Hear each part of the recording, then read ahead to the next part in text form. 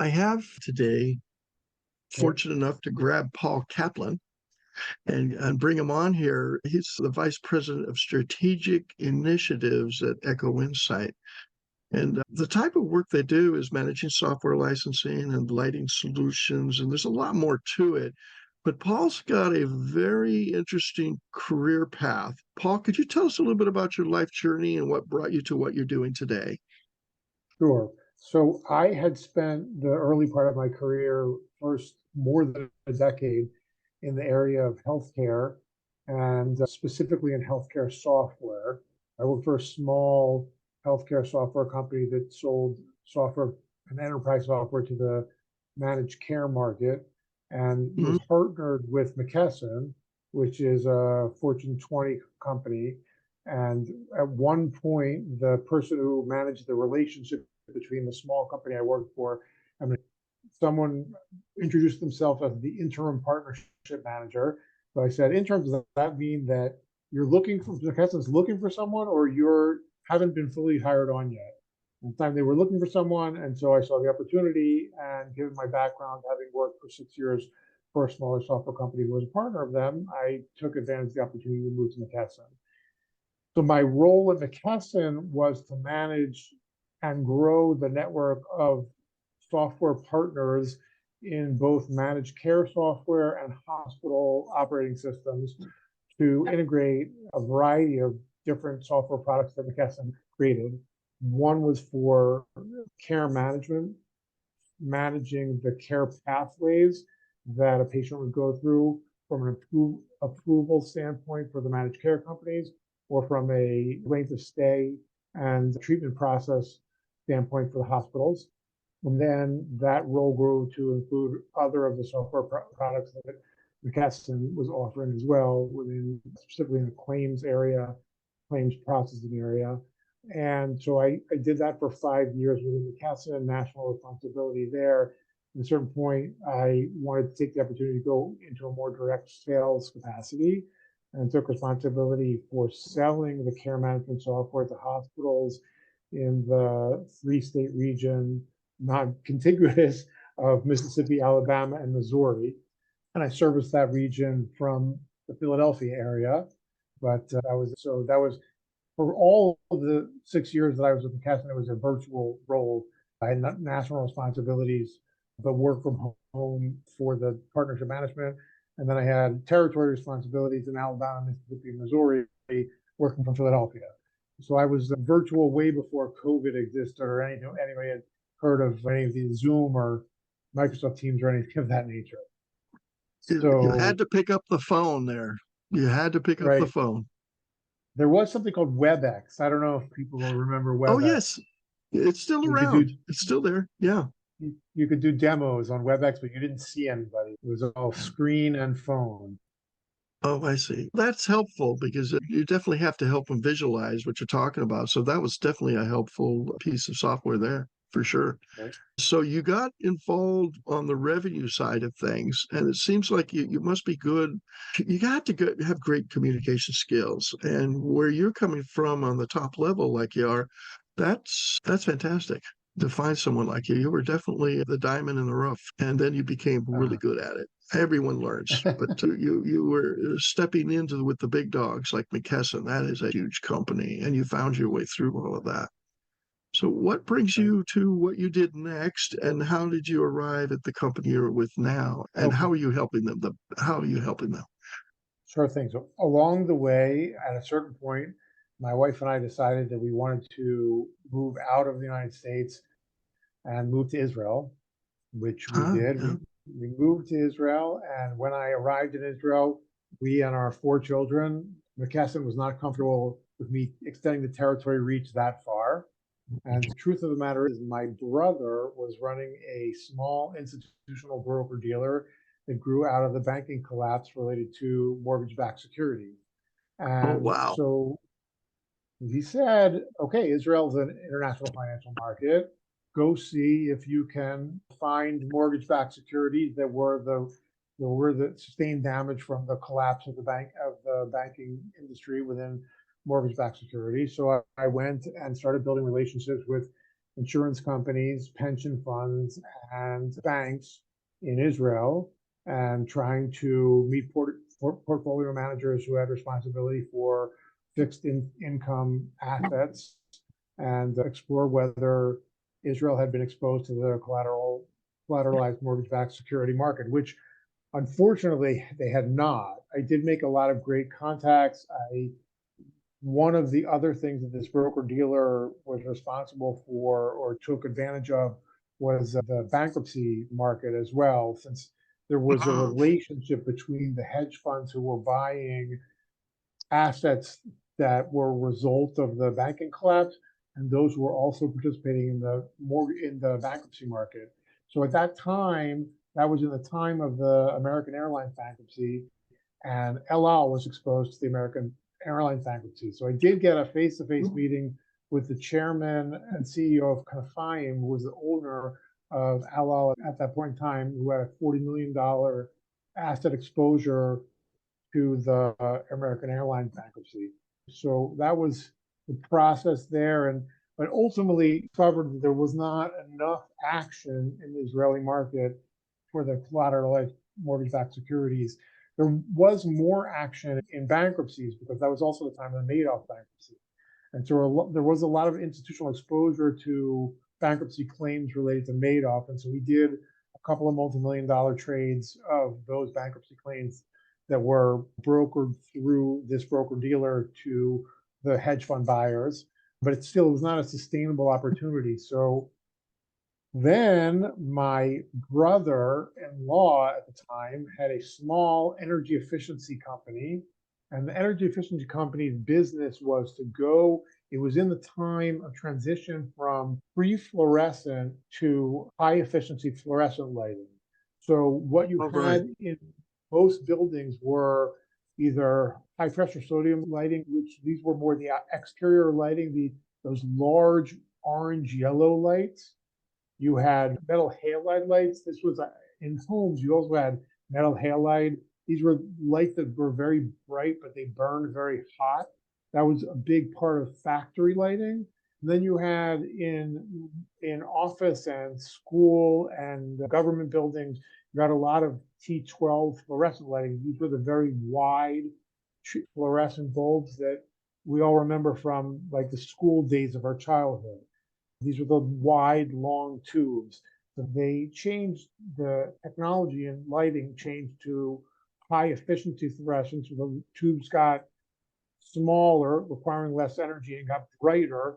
So there was an opportunity to change out lighting in an entire building that would produce an energy savings and a payback that was typically in the 2 to 3 year payback range, sometimes faster than that. The problem in that business was there was essentially no barriers to entry. Anybody who knew how to change a light bulb could get into that business. Sure.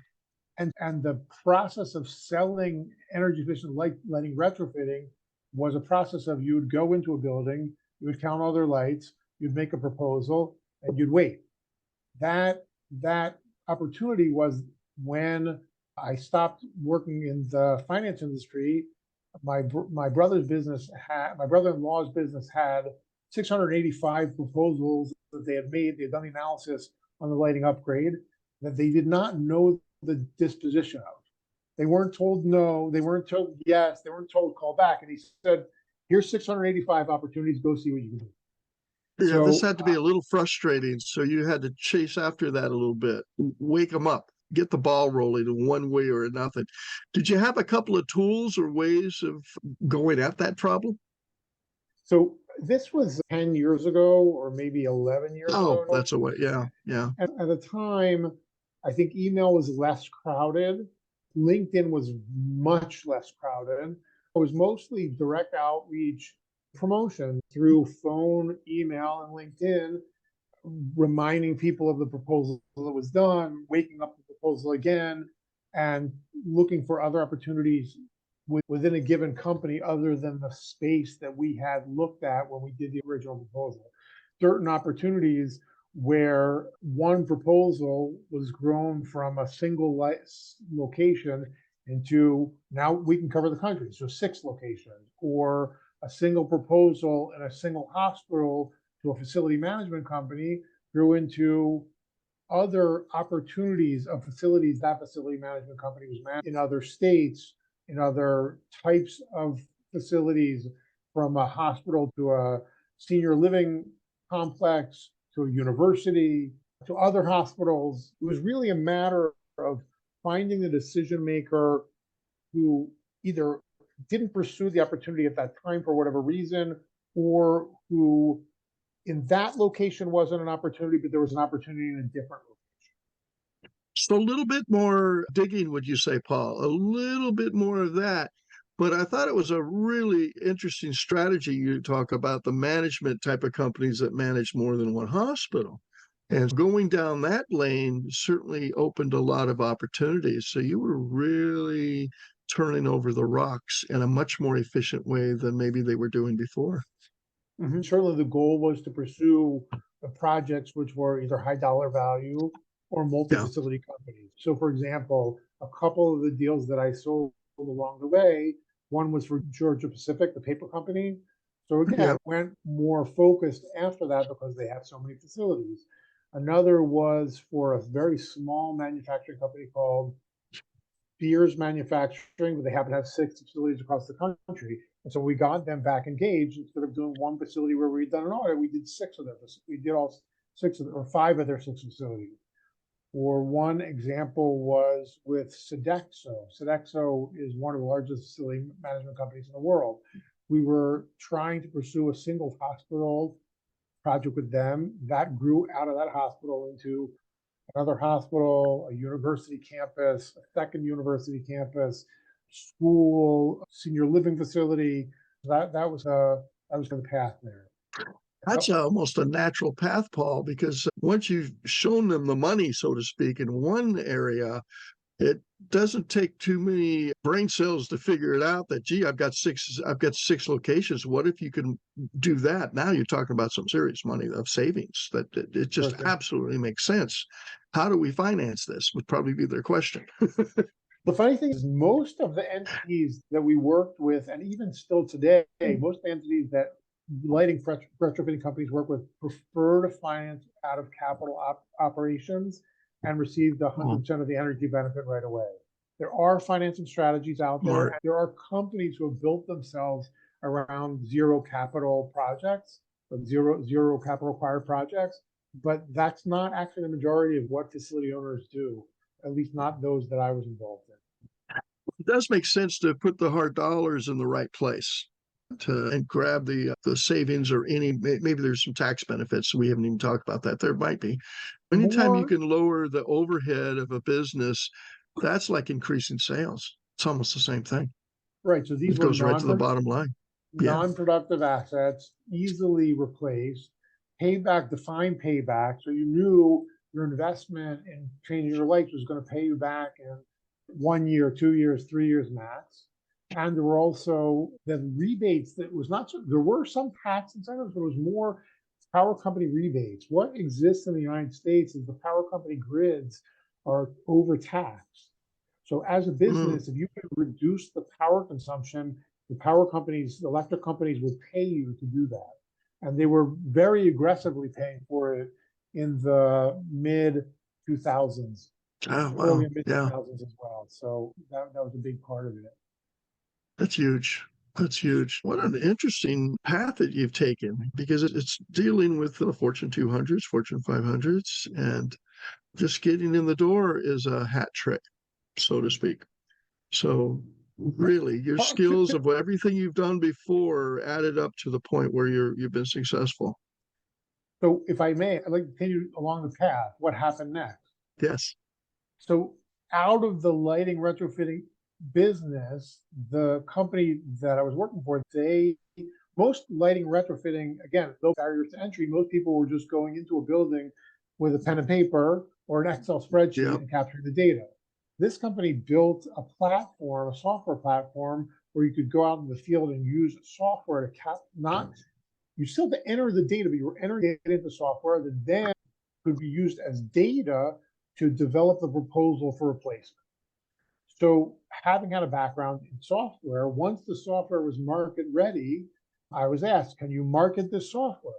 So I was given a couple of targets. One were these independent lighting retrofitting companies, electrical contractors, and it was a very hard market to sell to because they weren't used to paying for software. They were used to doing stuff on pen and paper, using Excel spreadsheets, not a sophisticated buying market.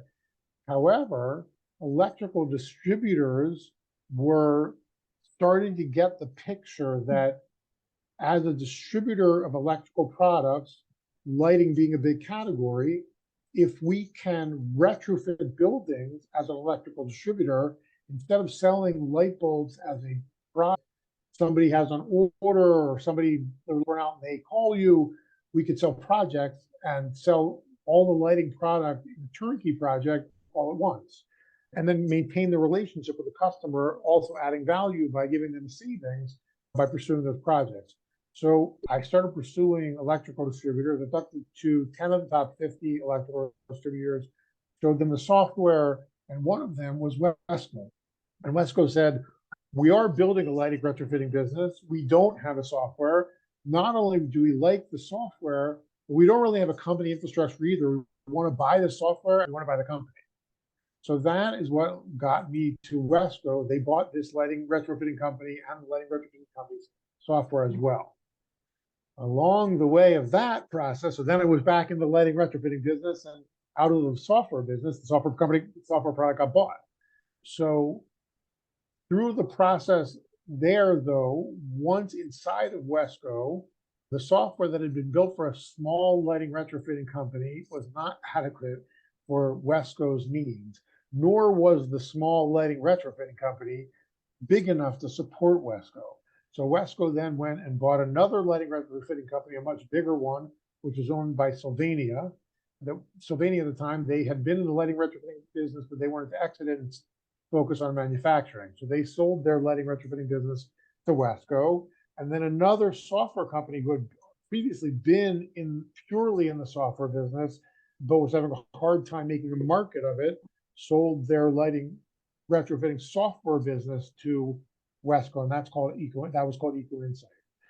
So that's how it came about. Yeah. That's how it came about. So then Eco Insight, the software business, for various reasons, one of them being that Wesco competitors didn't want to buy retrofitting software from Wesco. They moved the retrofitting software into another group, and I, because of my background in software, moved along with the software. From that point, I took responsibility for management of all of the revenue related to the software from the previously existing customers. And in addition to the software licensing business, we built a business to distribute lighting products to the software customers who were using that software, which had not previously been a part of the relationship with Eco Insight. We built that seems like a natural thing to do. We built that from a business of zero revenue and grew it up started in 2021. Our revenue in 2022 grew by 65% from the 2021 revenue of our first year out the gate. In 2023, we're now more than 60% of the way to increasing our revenues by another 10% in 2023 at this point in June. So things are going pretty well there. But additionally, Eco Insight now as a software company, left alone to build software, has now built two more software products for electrical distribution and for the lighting market. One is for construction projects as opposed to retrofitting projects. So this is pure build. And the other is for tracking distribution of products, all electrical products, with original focus around lighting, from the manufacturer to the ultimate shipping location, which ironically is a solution that's hasn't previously existed. In other words, today, when a business buys electrical products from a distributor or from a manufacturer, they send the PO and they wait. And because of all the supply chain disruption in 2021, 22, and still legacy now carrying over into 2023, that waiting has become a very uncomfortable business proposition, especially when you're doing projects that involve the use of electrical products. So we build a portal that gives you visibility into where the products are, irrespective of the manufacturer, across the supply chain shipping process. Oh, that really helps, especially in construction, because they can change their schedules around to be more efficient with the people they're using so that costs don't get into so high of overruns because the what's needed isn't there at the time they originally expected to be. And now Exactly. that we have all these games we have to play with supply chains, whether they get stuck on one thing or another. Wow. So it is an international business in that sense as well that affects the small guy, the builder. And 100. that's huge. So you've gotten out of just doing McKesson into another group that you've opened up of businesses that are construction and the electrical distributors that are supplying them. And Mhm. both have that problem with inventory and timing and everything. Shaking it out through smart software actually reduces costs. So that's seems to be the huge benefit that you guys have brought to market. Are there any other Absolutely. markets you guys are looking at or thinking about? At this point, because the company still sits within inside of Wesco, we're Oh, yeah, it on depends. Yeah, it would purely depend. focused on electrical distribution. And of course, Wesco's a big playground. We get to test all of the software within a number, one of the one of the top 25 electrical distributors. But as an aside, we serve four more of the top 25 electrical distributors already. Wow. Wow. I don't think you get a whole lot of time off, but are there things that you enjoy in life that you do take the time for, whether it's a walk in the park or it's flying kites? Everybody does a little bit of something that to blow the steam off or get with family and such. What are the things that you enjoy and your family enjoys doing together? So you hit it on one thing as far as the walk in the park, but I'm going to give a little background on myself. One of the things that you can't miss when you see me on a video is the beard. So I actually, while I grew up relatively secular Jewish, knew that I was Jewish and celebrated Hanukkah, lit the candles, ate matzah on Passover. That was basically the extent of it. In Judaism, there, like Christianity, there is this what would be called in Christianity born again movement, which Okay, yeah. is a big growth aspect of Judaism in the last, I would say, 10, 20 years, actually even longer than that. It started probably in the 60s and 70s, but really picked up in the 80s and for sure in the 90s and beyond.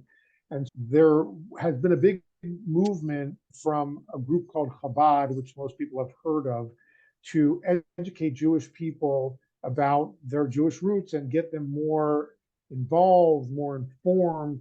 And as somebody who had a very strong academic background, once I learned about the books and the academics of Judaism, I wanted to learn, wanted to learn more and increasingly more. My wife, who has a graduate degree from Harvard, she also wanted to learn more. And so we spent a good part of the last 20 years spending a lot of time learning. I learned books about Judaism in the original Hebrew, in Aramaic, in Yiddish, none of which were Oh languages. my. Well, Hebrew, I spent 3 years in college learning Hebrew because I had a language requirement when I went to college at Cornell. And I had studied French in high school, but I was up against AP French students, and I wasn't as good as they were. So I had to find another language. So I found Hebrew. I liked it. There was a very cute girl in the class. I liked that, and I just went forward with it. I decided to go to Israel for a semester during college, and so it was a very easy second major to have a major in Near Eastern Studies by studying Hebrew for 6 semesters, one semester in Israel, and one other class. So I just stuck with that. But so we spent a lot of time in that area, and that ends up being a lot of the family time as well. I'm blessed with 5 kids, 4 of whom live with me, and one who is in university in the Fox Business School at Temple. So he's pursuing that side of his father's background, as well as keeping up with not his Jewish studies, but his Jewish practice. So Jewish practice, but also so we moved to an area which is out of the city environment, and surrounded by a lot of trails, mountains, and a lot of great hiking. So my wife and I, when we first got together, it was in Northern California. We used to go trail running in Northern California. So Oh, wow. being Yeah, where we are today, we still get to spend a lot of time outside on the trail and enjoying that's nature. healthy. Well, that's a healthy thing to do, obviously. It sounds like the Jewish faith, as well as Christianity, under so much of this modernity, the modern world, a faith needs a renaissance like this. Faith needs a renaissance like this. And that's what's going to give people faith and ability to build strong families again. So I think that's necessary, whether it's in the Christian faith or another faith, that a Jewish faith and whatnot. Yeah, for sure. Yeah. When I first started getting involved again in Judaism, I was living in San Francisco, and I used to say in San Francisco, anything goes but organized religion. So it Yeah. was Under attack. Yeah. right. It's like under attack there. Yeah. But I've also found that it has led me to pursue inspiration. So I spend a lot of time also enjoying inspirational videos, whether it's Tony Robbins or somebody named Joe Dispenza, many people have heard of, or reading biography books. I'm reading The Snowball right now, which is the Warren Buffett book, and just pursuing inspirational leaders because Judaism is also built on inspirational leaders and making sure that your life is an experience of inspiration. I think something they both have in common from the motivational side of things and religion is faith over fear. Because if you don't take the step, you don't get anywhere as far as business goes. You've got to believe in yourself enough, be enough of a leader type person that people believe in what you're doing to move forward in business. And when it comes to religion, that's where I think you get your sustenance from, your spiritual sustenance from, that can give you that strength. So faith over fear, I think, applies to both. Would For sure. you think so? For sure. Yeah, definitely. Definitely. There is a built-in confidence to having to have a role in a community that makes you willing to reach out to people and want to engage with people and want to understand people's needs and be supportive of those needs. That is, people want to be a part of something bigger than themselves for sure. And it builds that community. And when communities are working together to help each other, so much more gets done. What's that old saying where if you go by yourself, you only go so far, but if you go with a group of people, you go much farther? There's an old saying to that. There's some truth to that. My feeling is mentors are very important. Mhm. Who you grabbed onto in the Jewish teachings of who taught you, and lining up with the right teacher, the right timing of that has a lot to do with your own spiritual growth. Or even business as well. It's the same thing. As if you run with the big dogs, you can become a big dog yourself. You can't do it on your own. We need each other, and we certainly need God in our lives. That's probably the one thing that we can speak about, that we need to stand up on. That's for sure. True, true. Thank you so much for today. This has been great. Paul, thanks for being patient with me getting us started. And we're going to have some fun with this. Great. And I'm Pleasure. sure there's going to be quite a few people who are going to take an interest as well. Great. And going back to business a little bit, maybe I should ask, as a last thing, where the market is right now as far as who is ideal for you to reach to. Who would be people that I could introduce you to that would be right up your alley to spend time with them? So there's two groups really. One is electrical distributors. So there's Okay. 200, there's over 1,000 electrical distributors in the United States, but there are How about many? over 1,000. Some Distributors of the, themselves. probably for the scale of tracking of shipping that we support, we're probably talking about the top 50, 100 distributors that are going to be more motivated to solve this problem. So that's one group. And then the other group is just people, companies, entities that are out there either who have a broad facility footprint and they need to figure out a way to reduce their energy spend within their facilities, There you go. or or to the contractors who are out there trying to support those business owners to reduce their facility energy spend, especially around lighting, where we have a solution to help them go out and capture the facility data, analyze the data. We could support the procurement of product or not, and give them a tool that helps them be more efficient in showing the savings to the end business. And If they want to close more deals, they need your software. yeah, it certainly Online. helped. Yeah, Yeah, certainly helps. Thanks again, Paul. This was great. Thanks again. thank you.